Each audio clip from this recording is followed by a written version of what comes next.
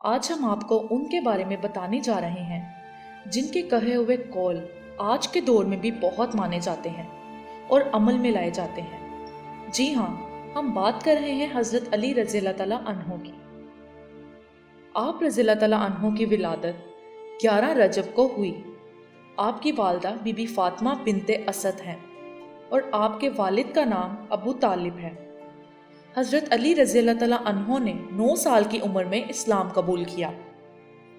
جب حضرت محمد صلی اللہ علیہ وآلہ وسلم نے دعوت دی تو کہا، میں اللہ کا نبی ہوں، کون کون میرے ساتھ چلے گا؟ میں آپ کو اسلام کی دعوت دیتا ہوں۔ تو سب لوگ چپ کر گئے۔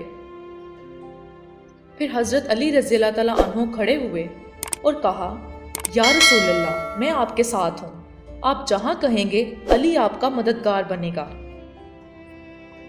پھر حضرت علی ہر جنگ میں آپ کے ساتھ شریک ہوتے تھے۔ ایک جنگ میں حضور اکرم صلی اللہ علیہ وآلہ وسلم نے کہا، علی تم نہ جاؤ۔ تو حضرت علی رو پڑے اور کہا، یا رسول اللہ صلی اللہ علیہ وآلہ وسلم، آپ مجھے چھوڑ کر جا رہے ہیں؟ تو آپ صلی اللہ علیہ وآلہ وسلم نے کہا، علی رو نہیں، ٹھیک ہے، تم بھی میرے ساتھ چلو۔ مولا علی نے جنگ بدر میں جس وقت مشرکوں کے لشکر سے عتبہ، شیبہ اور ولید جیسے پہلوانوں نے میدان میں آ کر اسلام کے سپاہیوں کو للکارا، تو اس وقت حضور محمد صلی اللہ علیہ وآلہ وسلم کے حکم سے حضرت عبیدہ بن حارث رضی اللہ تعالیٰ عنہ، حمزہ بن عبد المطلب اور حضرت علی ابن ابی طالب ان سے جنگ کرنے کے لیے میدان میں آئے۔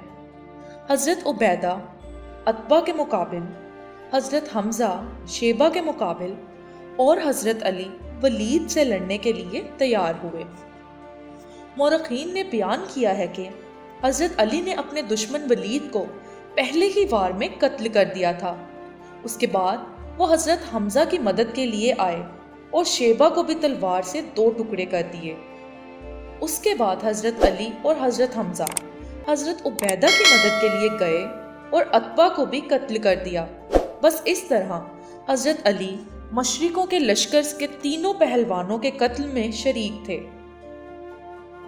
اس لیے جب حضرت علی نے معاویہ کو خط لکھا تو اس میں آپ نے لکھا، وہ تلوار جسے میں نے ایک ہی دن میں تمہارے دادا عتبہ، تمہارے ماما ولید اور تمہارے بھائی حنظلہ اور تمہارے چچا شیبہ کو قتل کیا، وہ آج بھی میرے پاس ہے۔